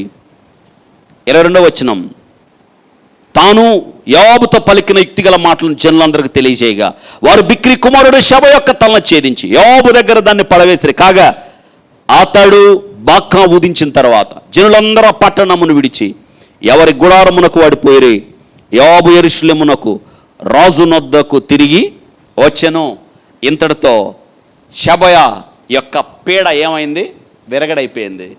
షబయ, తిరుగుబాటు చేసిన షబయ ఏమయ్యాడు? చచ్చిపోయాడు. ఈ దినాన ఈ వాక్యం ద్వారా మనం ఒక స్త్రీ గురించి నేర్చుకుంటున్నాం. ఆ స్త్రీ ఎవరు? పేరు లేదు, ఒక అనామకురాలు. నేనంటాను, పేరు లేని సాహస వనిత. అందరూ చెప్పండి, ఎవరామా? పేరు లేని సాహస వనిత. మీరు ఎప్పుడైనా సాహసం చేశారా? సాహసం చేశారా మీరు ఎప్పుడైనా? మాకు మామయ్య ఉన్నాడు ఒక ఆయన టీచరు, వాళ్ళ కొడుకు ఒకడున్నాడు. వాడు అప్పుడు ప్రోగ్రాం ఒకటి వచ్చేదంట జెమిని టీవీలో. ఆ ప్రోగ్రాం ఏంటంటే సాహసము చేయరా డింబక. వీడేం చేశాడు, ఆ సాహసము చేయరా డింబక భాగంలో 3వ అంతస్తు నుంచి చెట్టు మీదకు దూకాడు. ఆ చెట్టు 2వ అంతస్తు వరకే ఉంటుంది. 3వ అంతస్తు నుంచి సాహసము చేస్తూ పక్షిలాగా ఎగురుతూ, ఆ సాహసంలో ఒక భాగం అంట క్రీడలో అది బాదం చెట్టు అనుకుంటా నాకు తెలిసే.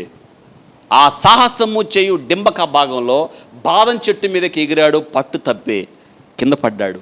ప్రభు కృపను బట్టి కాలు చేయి మాత్రం ఎరిగింది, చచ్చిపోవాల్సింది. వాణ్ణి ఓదార్పు యాత్రకు మేము వెళ్ళాం.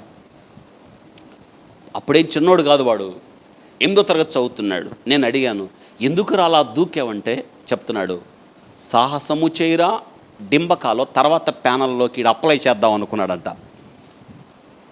ఏంటి సాహసము చేయరా డింబకా? నేను ఒక మాట జ్ఞాపకం చేస్తాను. ఈ స్త్రీ నిజంగా సాహసవంత. ఆమె చొరవ తీసుకోకపోతే పట్టణం ఏమయ్యేది? నాశనం అయిపోయేది. చొరవ తీసుకుంది, ముందడుగు వేసింది. ఈరోజు నేను జ్ఞాపకం చేస్తున్నాను, షబయ ఆ పట్టణంలోకి, అబేల్ బేత్మకయ పట్టణంలోకి ప్రవేశించాడు. ఆ పట్టణం వాళ్ళకి తెలియదు. దావీదు ఉత్తర్వులు జారీ చేశాడు, వాడు ఎక్కడున్నా పట్టుకొని రండి అని.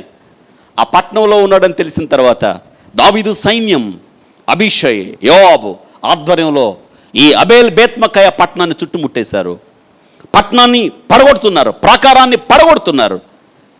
ఎవరు సాహసం చేయలేదు. ఒక స్త్రీ పడగొడుతున్న ప్రాకారం ఎక్కింది. ఆమె ప్రాకారమునెక్కిన స్త్రీ. ఈ దినాన నీ జీవితంలో పడగొడుతున్నాయి ప్రాకారాలు పడగొట్టబడుతున్నాయి, ప్రాకారాలు బద్దలైపోతున్నాయి, ప్రాకారాలు పగుళ్ళు వచ్చేసాయి. దేవునితో సంబంధం తెగిపోతుంది, మనిషిలో భక్తిహీనత ప్రబలిపోతుంది. జాగ్రత్త. రెండో విషయం, ఈమె ధైర్యము కలిగిన స్త్రీ. అందరూ చెప్పండి, ఎవరేమా? ధైర్యము కలిగిన స్త్రీ.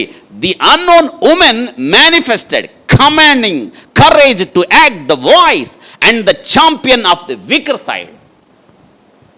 Voice of the champion from the weaker side. నిజంగా ఆలోచించండి, ఈ పక్షాన మాట్లాడేవాళ్ళు ఎవరు లేరు.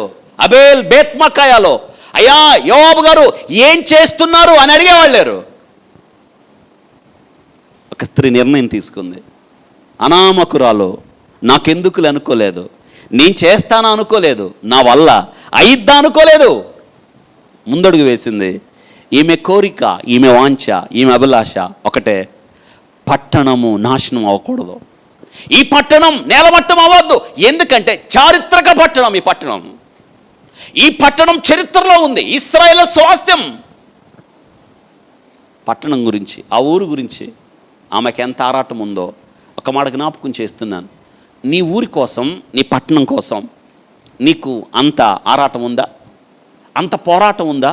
నువ్వు ఎప్పుడైనా నీ ఊరు కోసం, నీ పట్టణం కోసం ప్రార్థన చేశారా? బద్దలైన ఈ యొక్క బండ సందుల్లో, అనగా దేవుని ఉగ్రత కుమ్మరించబడ్డానికి సిద్ధంగా ఉంది, ఆ బండ సందుల్లో నిలబడ్డానికి సాహసము చేసింది ధైర్యవంతురాలు. మరి మనం పాడైపోతున్నాయి, మన వ్యక్తిగత జీవితాలు పాడైపోతున్నాయి, మన బిడ్డల జీవితాలు పాడైపోతున్నాయి, మన కుటుంబాలు పాడైపోతున్నాయి, మన సంఘాలు పాడైపోతున్నాయి, మన ఊర్లు, గ్రామాల్లో, మన దేశం. మరి ఆ పట్టణం నాశనం అవ్వకూడదని, ఆ పట్టణం నేలమట్టం అవ్వద్దని ఈ స్త్రీ ధైర్యం చూయించింది. ఈరోజు నేను జ్ఞాపకం చేస్తున్నాను, ధైర్యంతో ముందడుగు వేయండి. ఈ స్త్రీ ఒక స్ఫూర్తి, ఈ స్త్రీ ఒక పోరాటం, ఈ స్త్రీ ఒక రగిలే జ్వాల.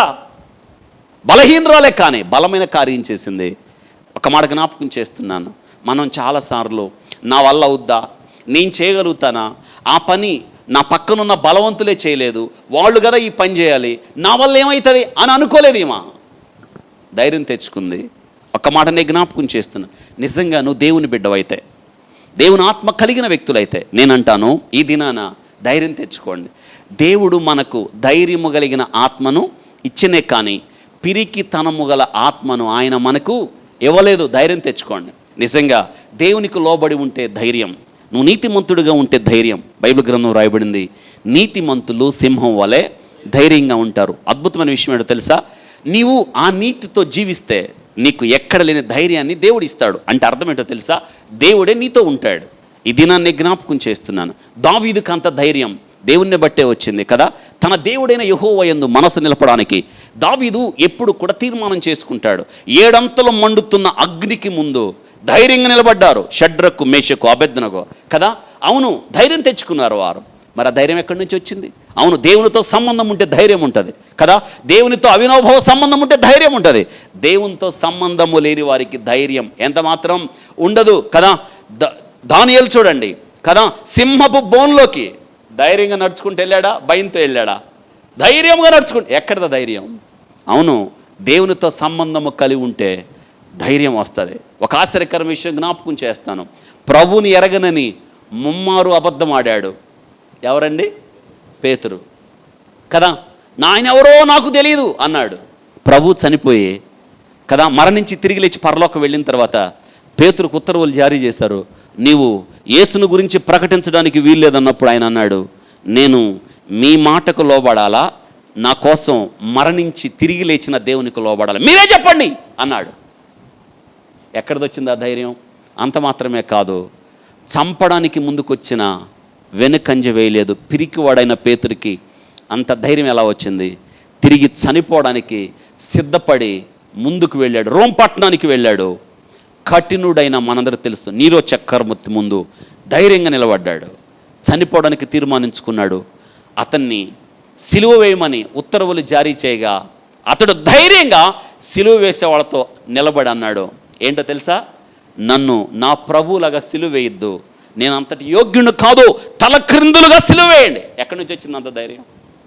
ఈరోజు ధైర్యము కలిగిన స్త్రీమా, దేవునితో సంబంధం పెట్టుకోండి. దేవుని వాక్యం, దేవుని సన్నిధి నీకు ధైర్యాన్ని ఇస్తాయి. ఈమె ధైర్యం కలిగిన స్త్రీగా మనం చెప్పుకోవాలి. బైబిల్ గ్రంథం రాయబడింది, ఈమె యుక్తి కలిగిన స్త్రీ అని రాయబడ్డది. 20వ అధ్యాయం 2వ సమూయేలు గ్రంథం 20వ అధ్యాయం ఆలోచించండి. 16వ వచనం, 2వ సమూయేలు గ్రంథం 20వ అధ్యాయం 16వ వచనం. అప్పుడు యుక్తి గల ఒక స్త్రీ ప్రాకారము ఎక్కి, ఎవరంట ఈమె? యుక్తి గల స్త్రీ. అందరు చెప్పండి. యుక్తి ఇంగ్లీష్లో ఏముందంటే వైజ్, జ్ఞానవంతురాలు. చక్కగా బైబిల్ గ్రంథం రాయబడింది. సామెతల గ్రంథం 14వ అధ్యాయం 1వ వచనంలో, జ్ఞానవంతురాలు తన ఇల్లు కట్టును. అందరు చెప్పండి. జ్ఞానవంతురాలు తన ఇల్లు కట్టును. జ్ఞానవంతురాలు తన ఇల్లు కడుతుంది. ఇల్లు తన జీవితాన్ని కట్టుకుంటుంది, తన కుటుంబాన్ని కడుతుంది. మించి ఈ జ్ఞానవంతురాలు పట్టణాన్నే కట్టింది. దేశ చరిత్రలో సుస్థిర స్థానం సంపాదించింది. నేను ఒక మాట జ్ఞాపకం చేస్తున్నాను. జ్ఞానం 2 రకాలు. ఈ లోక జ్ఞానం, దేవుని జ్ఞానం. ఆలోచించండి. ఈ లోక జ్ఞానం, ఈ రెండోది ఏంటి? దేవుని జ్ఞానం. అయితే ఈ లోక జ్ఞానం అయితే దేవుని దృష్టికి వెర్రితనం కదా. ఈ లోక జ్ఞానం దేవుని దగ్గర పనిచేయదు.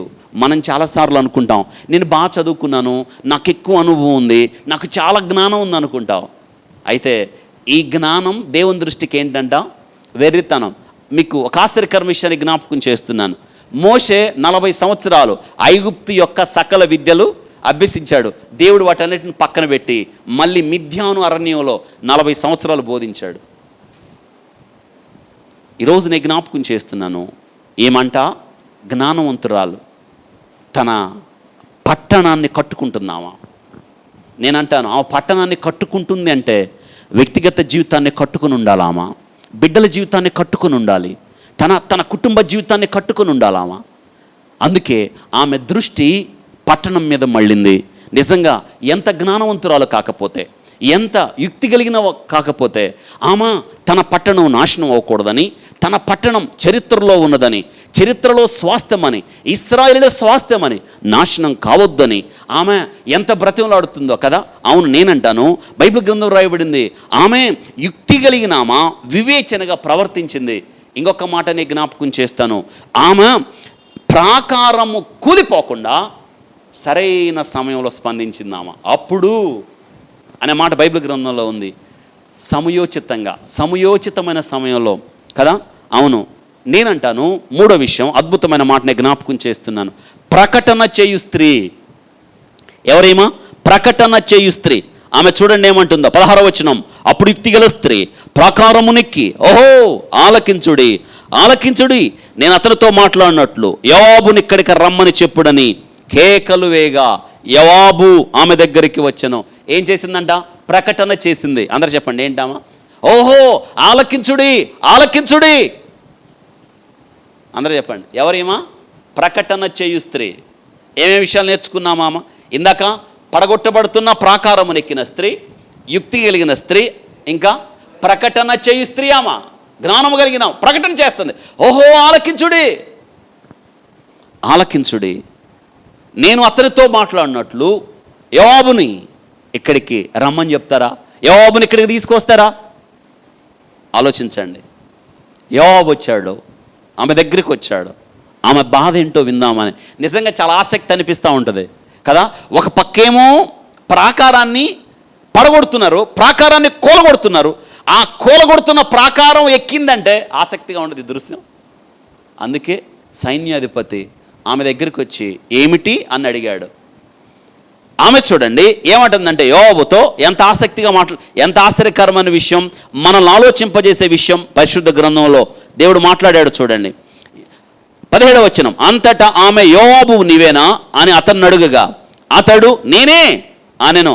అందుకామె నీ దాసురాలునగు అండర్లైన్ నేను నీతో మాట్లాడుదునా అని అడుగగా అతడు మాట్లాడవచ్చును.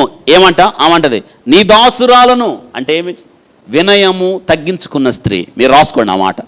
తగ్గించుకున్న స్త్రీ, వినయము కలిగిన స్త్రీ, తగ్గించుకున్న స్త్రీ, వినయము కలిగిన స్త్రీ, తగ్గించుకున్న స్త్రీ. ఇంకొక మాట కూడా రాసుకోండి. మృదువైన మాటలు మాట్లాడిన స్త్రీ, మృదువైన మాటలు మాట్లాడిన స్త్రీ. ఏ మాటలు మాట్లాడింది? మృదువైన మాటలు. బైబిల్ గ్రంథంలో ఉంది, మృదువైన మాటలు కోపమును చల్లార్చును, కోపమును చల్లార్చును. తగ్గించుకుంది. ఎవరు ముందు? యోవాబు ముందు అంటుదామా? అయ్యా నేను నీతో మాట్లాడవచ్చునా? మాట్లాడవచ్చా? నిజంగా ఎంత గొప్ప మాటలు చూసారు. తగ్గించుకుంది. నిజంగా మన తగ్గింపు మనకు బలం. మీకు ఈ సంగతి తెలుసా? తగ్గింపు దేవుని లక్షణం, అతిశయము సాతాను లక్షణం కదా. యేసయ్య తగ్గింపుతో కదా సిలువ మరణాన్ని జయించాడు. అపవాది గర్వంతో తన స్థితిని పోగొట్టుకున్నాడు. ఈరోజు ఏ స్థితిని కలిగి ఉన్న ఆలోచించండి. క్రైస్తవునికి నిజమైన బలం, నిజమైన ఆభరణం, నిజమైన యోగ్యత ఏదైనా ఉందంటే తగ్గింపు. ఈమె చూడండి తగ్గించుకుంటుంది. ఇంకొక విషయాన్ని జ్ఞాపకం చేస్తున్నాను. దావీదు కోపం వచ్చి కదా కర్మేలు ప్రాంతంలో ఉన్న నాబాలు ఇంటిలో ఆ వంశంలో ఉన్న మగవాళ్ళను లేకుండా చేయమని అందులో కత్తులు ధరించి వస్తున్నప్పుడు ఈ సంగతి పనివాడు పరిగెత్తుకుంటూ వెళ్ళి అబీగయీలుకి చెప్పాడు. అమ్మా దావీదు కత్తులు తీసుకొని వచ్చేస్తున్నాడు, మన యజమానుడు ఇష్టం వచ్చినట్టు మాట్లాడాడు అనగానే ఈమె జ్ఞానం కలిగిన ఈమె కూడా అబీగయలు పరిగెత్తుకొని వెళ్ళి ముందుగా వెళ్ళి ఆలోచించండి దావీదు కాళ్ళ మీద పడి అంటుంది, అయ్యా నీ దాసురాలని నన్ను కనికరించు. అబ్బా ఎంత మంచి వినయం. నీ దాసురాల్ని. అబ్రహాము కూడా సొదొమ గొమొర్రా పట్టణం గురించి దేవుని దగ్గర విన్నపం చేసేటప్పుడు ఆ పట్టణము నాశనం కాకుండా అంటున్నాడు, అయ్యా దుమ్మును ధూళిని ఈసారి మాట్లాడడానికి తెగిస్తున్నాను, మాట్లాడమంటావా? నిజంగా ఎంత తగ్గింపు. అమ్మా మనకు ఆ తగ్గింపు ఉందా? ఆలోచించండి ఒక్కసారి. ఆ తగ్గింపు మన జీవితంలో నేర్చుకోవాలి. తగ్గింపు, ఎంత తగ్గింపు కలిగి ఉంటే దేవుని బలం నీకు అంతగా వస్తుంది, దేవుని సన్నిధిని అంతగా అనుభవిస్తావు కదా. తను తగ్గించుకున్నవాడు హెచ్చించబడును కదా. ఈరోజు నేను జ్ఞాపకం చేస్తున్నాను. ఏమంట? తగ్గించుకున్న స్త్రీ. తగ్గించుకుంది అంటది నీ దాసురాల్ని. మనం తగ్గించుకోం చాలాసార్లు. మనం ఏం చేస్తాం తెలుసా? మనకున్న యోగ్యతలు, మనకున్న గొప్పతనం, మనకున్న స్థానం గురించి చెప్తాం. నేను అది చేశాను, ఇది చేశాను, నా స్థితి అది, మా కుటుంబం ఇది, మన యోగ్యతలు చెప్పడానికి ప్రయత్నం చేస్తాం. ఈమె ఏం చెప్పలేదు, ఆమె గొప్పతనం ఏంటో చెప్పలేదు. కానీ ఆమె గొప్పతనం ఏమిటో పరిశుద్ధాత్ముడు మనకు చూపెడుతున్నాడు కళ్ళకు కట్టినట్టు. తగ్గించుకున్న స్త్రీ కదా, తగ్గించుకుంది. ఇందాక ఒక మాట చెప్పాను, నీ దాసురాలను మాట్లాడవచ్చా? ఎవరు అనుమతి కోరుతుంది? యోవాబు అనుమతి కోరుతుంది. అయ్యా మాట్లాడమంటావా? మృదువైన మాట ఏంటి? కోపమును గుడ్ కోపమును చల్లార్చును, మాట్లాడు అన్నాడు. ఇంకా కాదంటాడా అంత తగ్గించుకున్నప్పుడు? మృదువైన మాట. ఈరోజు నేను జ్ఞాపకం చేస్తున్నాను, మృదువైన మాటలు మాట్లాడే వాళ్ళకు ఉన్నామా? నిజంగా పట్టణాన్ని స్థిరపరచాలి అంటే, పట్టణాన్ని కాపాడుకోవాలంటే, మన ప్రజలను కాపాడుకోవాలంటే మనం కూడా ఇటువంటి లక్షణాలు కలిగి ఉండాలి. ఈమె ఎవరంటే యథార్థవంతురాలు. ఆ మాట కూడా రాసుకోండి, యథార్థవంతురాలు. ఈ విషయాన్ని కూడా మనం ధ్యానం చేద్దాం. యథార్థవంతురాలు ఎలాగో చూద్దాం రండి. ఈమె దాసురాలు నాకు 18వ వచనం, నేను నీతో మాట్లాడుదునని అడుగగా అతడు మాట్లాడవచ్చును. అంతటా ఆమె పూర్వకాలం ముందు జనులు అబేలునందు సంగతి విచారింపవలని చెప్పుడు కద్దు అలాగున చేసి కార్యములు ముగించవచ్చిరి. నేను ఇశ్రాయేలు నందు నిమ్మళస్తుల్లోను యథార్థవంతుల్లోను చేరికైన దానను. యథార్థవంతురాలేమా? అందరూ చెప్పండి, ఎవరేమా? యథార్థవంతురాలు. యథార్థవంతురాలు. మీరు ఆలోచించండి, యథార్థవంతురాలు కాకపోతే అంత ధైర్యం ఎలా వస్తుంది ఆమెకి? యథార్థవంతురాలు కాకపోతే పడగొట్టబడిన ప్రాకారం పైన నిలబడి నశించిపోతున్న తన పట్టణం గురించి ఎలా మాట్లాడుతుందామా? తన గురించి తనే చెప్తుంది, అయ్యా నేను ఇశ్రాయేలు వాళ్ళను, నిమ్మడస్తురాలను, యథార్థవంతురాల్లో చేరిన దానం నేను. తన గురించి తను సాక్ష్యం చెప్తుంది. ఈ సాక్ష్యం ఎవరెవరు వింటున్నారు తెలుసా? పగలగొట్టబడుతున్న గోడ మీద నిలబడిన ఈమె, ఇటు పక్కేమో దావీదు సైన్యం యోబు వారు ఉన్నారు, ఇటు పక్కేమో తన ప్రజలు ఉన్నారు. అంటే ఈమె చెప్పే మాటలు, నేను ఇశ్రాయేలీయురాలను, నేను నిమ్మడస్తురాలను, నేను యథార్థవంతురాలను అని ఈమె చెప్పే మాట ఇటు పక్కేమో తన ప్రజలు వింటున్నారు, ఇటు పక్కేమో యోబు దావీదు సైన్యం వింటుంది.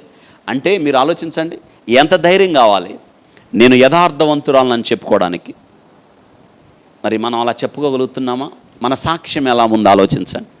ఈమె అంత ధైర్యవంతురాలుగా, అంత జ్ఞానవంతురాలుగా ఉన్న ఈమెంట, నేనంటాను ఈమె యథార్థవంతురాలు. ఈమె అంటే ఎంత యథార్థంగా జీవించిందో ఆలోచించండి, ఎంత యథార్థవంతురాలుగా ఉందో ఆలోచించండి.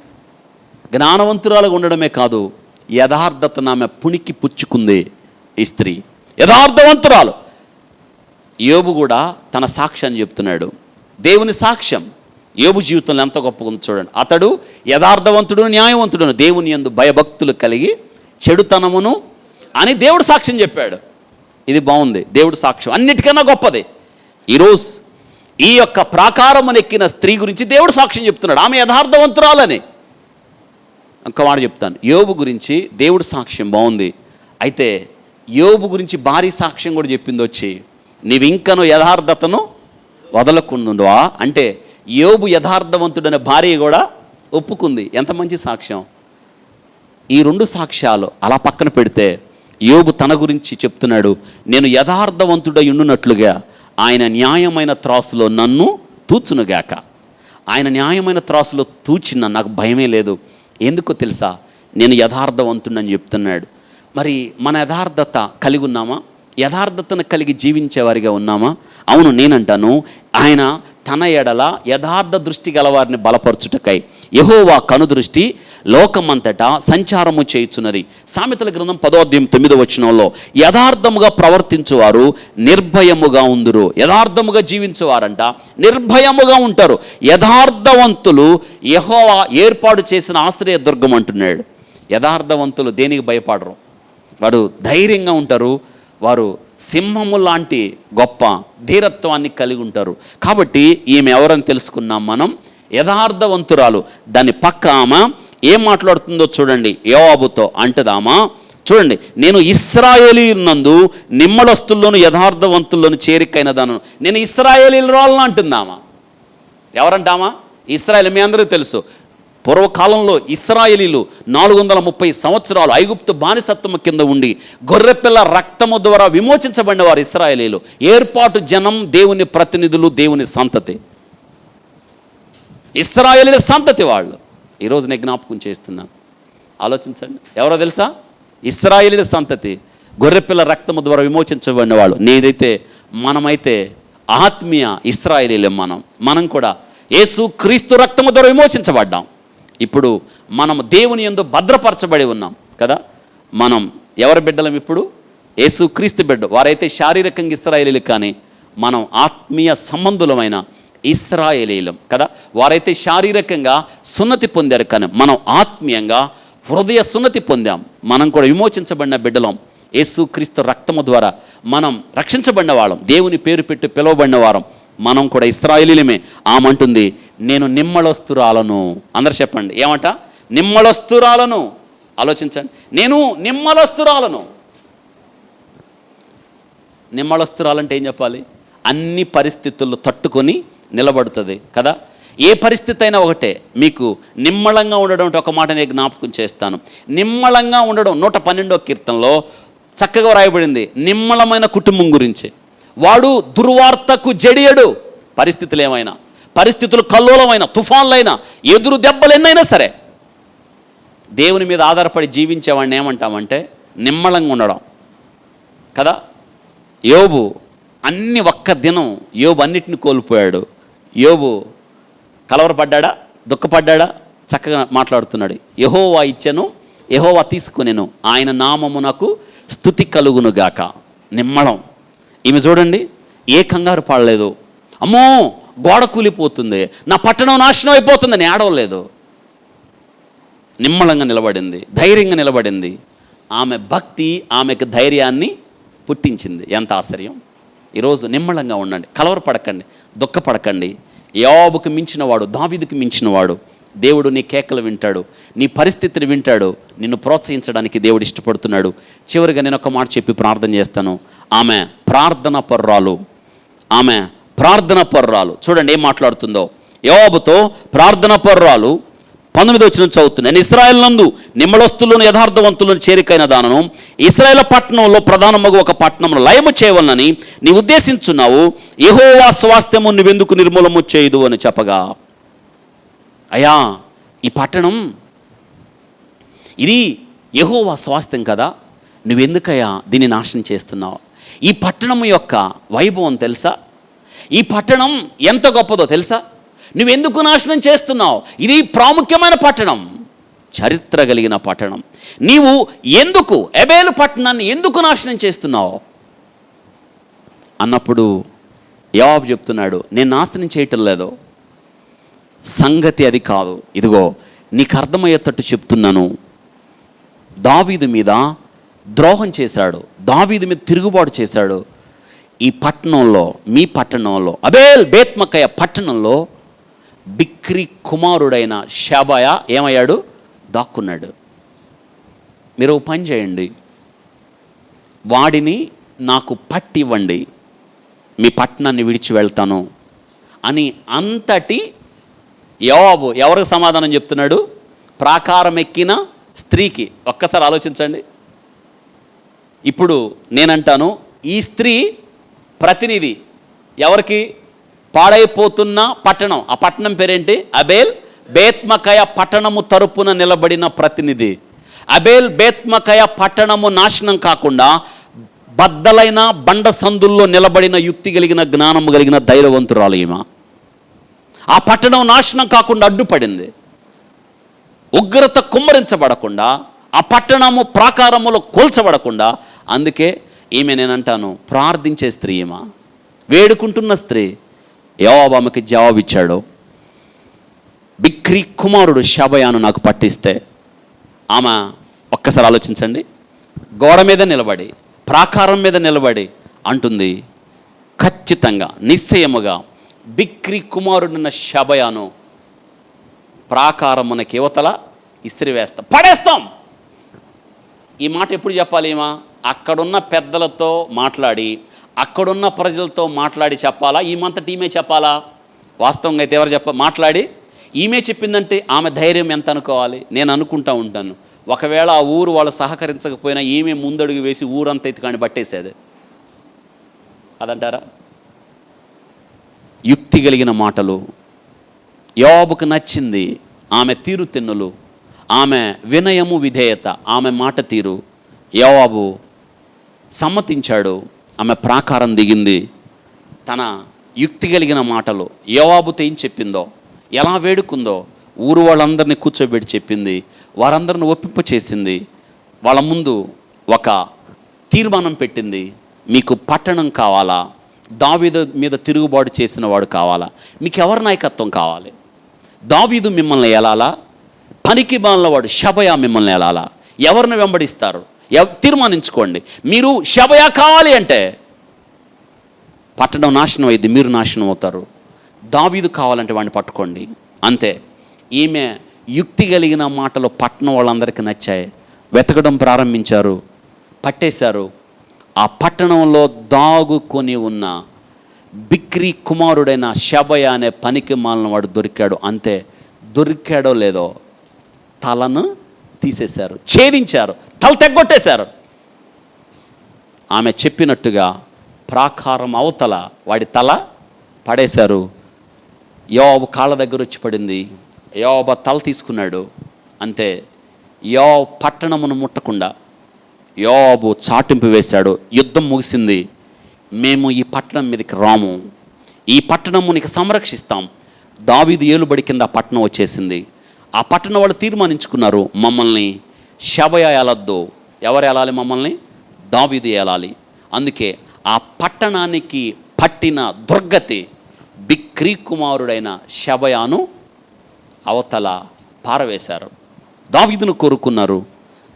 ఆ పట్టణము రక్షించబడింది. ఆ పట్టణము కాపుదలకి వచ్చింది. ఆ పట్టణము భద్రపరచబడింది. దీనంతటికి కారణం ఒకే ఒక్క ఆమె. ఎవరన్నామా? యుక్తి కలిగిన స్త్రీ. మనం పేరు పెట్టుకున్నాం, ప్రాకారము నెక్కి పట్టణమును కాపాడిన స్త్రీ. ఆ పట్టణం పేరేంటి? అబేల్ బేత్మాకాయ. ప్రార్థన చేసుకుందాం. పరిశుద్ధుడా, స్తోత్రాలు. మీరిచ్చిన ఈ మాటలను బట్టి నేను నిన్ను స్తుతిస్తున్నాను ప్రభువా. పట్టణం నాశనం అవుతుంది, పట్టణము నాశనానికి వెళ్తుంది. దావీదు సైన్యం ఆ పట్టణాన్ని చుట్టుముట్టారు. ఎందుకంటే ఆ పట్టణంలో షబయ అనే పనికి మాలినవాడు, దావీదును తిరస్కరించినవాడు, దావీదుకు ద్రోహం చేసినవాడు ఆ పట్టణంలో దాక్కుని ఉన్నాడు. ఆ పట్టణము ఒక్కడి వల్ల నాశనము కాబడుతూ ఉండగా, ప్రభు నైనా ఒక యుక్తి కలిగిన స్త్రీ ధైర్యంగా ముందడుగు వేసి తను చేసిన సాహస కార్యాన్ని బట్టి ఆ పట్టణాన్ని కాపాడుకుంది. స్తోత్రాలు. ఈ దినాన మేము అటువంటి యుక్తి కలిగిన స్త్రీగా, ధైర్యం కలిగిన స్త్రీగా ముందడుగు వేయడానికి సహాయం చేయండి. ఈ వాక్యం మా హృదయాలలో నీరుగట్టి ఫలింపు చేయండి. ఎంతమంది అయితే వాక్యం విన్నారో ప్రభా, ఎంతమందికి వాక్యం అవసరమైందో మీరు మాట్లాడినందుకు స్తోత్రాలు. అవును ప్రభా, భారతదేశం కష్టకాలంలో ఉంది. భారతదేశానికి దుర్గతి కలుగుతూ ఉంది. కీడు సంతృప్తించింది. భయం గుప్పిట్లో ప్రజలు బ్రతుకుతుండగా అయా మా దేశం కొరకు బద్దలైన బండ సందుల్లో యుక్తి కలిగిన స్త్రీ ఎలా నిలబడిందో మా దేశం కోసం మేమందరం ఈ వాక్యం విన్న ప్రతి ఒక్కళ్ళు ఆ రీతిగా నిలబడడానికి సహాయం చేయమని ప్రార్థన చేస్తున్నాను. స్తోత్ర. మా దేశాన్ని నిశ్చయముగా స్వస్థపరచు ప్రభువా. మీ వాగ్దానమును మమ్మల్ని తగ్గించుకుంటున్నాం, మా పాపంలో ఒప్పుకుంటున్నాం. అయ్యా కనికరం చూపించి మా భారతదేశాన్ని మీరు కాపాడమని ప్రార్థన చేస్తున్నాను. మరొకసారి ఈ వాక్యం విన్న బిడ్డల జీవితంలో ఎవరైతే కష్టకాలాల్లో, దుఃఖంలో, వేదనలో, బాధల్లో, దిగుల్లో, చింతల్లో, విచారంలో ఉన్నారో వారిని కనికరించి కాపాడి ప్రభువా ఓదార్చి ధైర్యపరిచి ముందుకు నడిపించమని, దీవించి ఆస్వాదించమని, ఇతబడిన వాక్యం ప్రియబిడ్డల హృదయాలలో నీరు కట్టి ఫలింప చేయమని యేసు నామములో అడిగి వేడుకుంటున్నాం తండ్రి, ఆమేన్. మన తండ్రిని దేవుని ప్రేమ, కుమారుడు యేసు క్రీస్తు వారి యొక్క కృప, పరిశుద్ధాత్మ అన్యోన్య సహవాసం, కాపుదల నడిపింపు మనందరికి సదాకాలం తోడయుండి నడిపించునుగాక. ఆమేన్, ఆమేన్. ప్రభు కృప మీ అందరికీ తోడయుండునుగాక. ఆమేన్.